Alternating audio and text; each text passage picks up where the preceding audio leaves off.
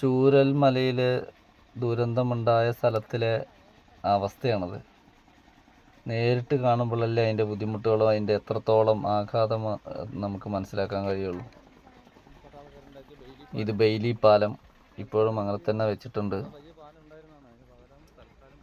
ഇവിടുന്ന് നോക്കിയാൽ തന്നെ നമുക്ക് കാണാം ആ ദുരന്തത്തിൻ്റെ ആഘാതം എത്രത്തോളമാണെന്ന്. ആ കാണുന്നത് സ്കൂളും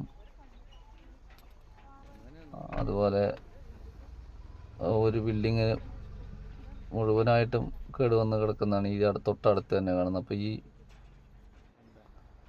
ദുരന്തം ഉണ്ടായ സ്ഥലത്ത് നിന്ന് ഇതുവരെയുള്ള ആ സ്ഥലത്ത് മുഴുവനായിട്ടുള്ള നാശനഷ്ടങ്ങൾ എന്താണെന്ന് ഇവിടെ വന്ന് നോക്കിയാൽ തന്നെ അറിയുള്ളൂ.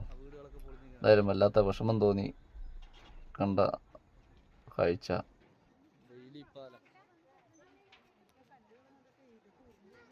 ഇതിനെയൊക്കെ എങ്ങനെ മാറ്റിയിട്ട് കണ്ടു ഈ ബിൽഡിങ് നോക്കിണ്ട.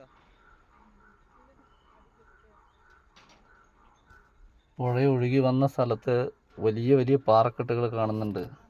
നമുക്ക് ഈ വീഡിയോയിൽ കാണുമ്പോൾ വളരെ ചെറുതായിട്ട് തോന്നാം, പക്ഷേ ഇതൊക്കെ വലിയ വലിയ പാറകളാണ്. അതിനെയൊക്കെ ഇപ്പോഴും JCB കൊണ്ടും ഹിറ്റാച്ചി കൊണ്ടൊക്കെ പൊട്ടിച്ച് മാറ്റിയെടുത്തും അങ്ങനെയാണ് അവിടെ പണി നടത്തിക്കൊണ്ടിരിക്കുന്നത്.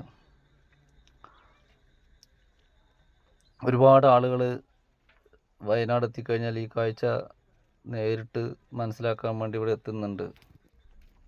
അതുപോലെ തന്നെ ആ കാണുന്ന മലയുടെ നടുവിൽ നിന്നാണ് ഈ ദുരന്തം, ഈ ഉരുൾപൊട്ടൽ തുടങ്ങി ഇവിടെ വന്ന് എത്തിയിരിക്കുന്നത്.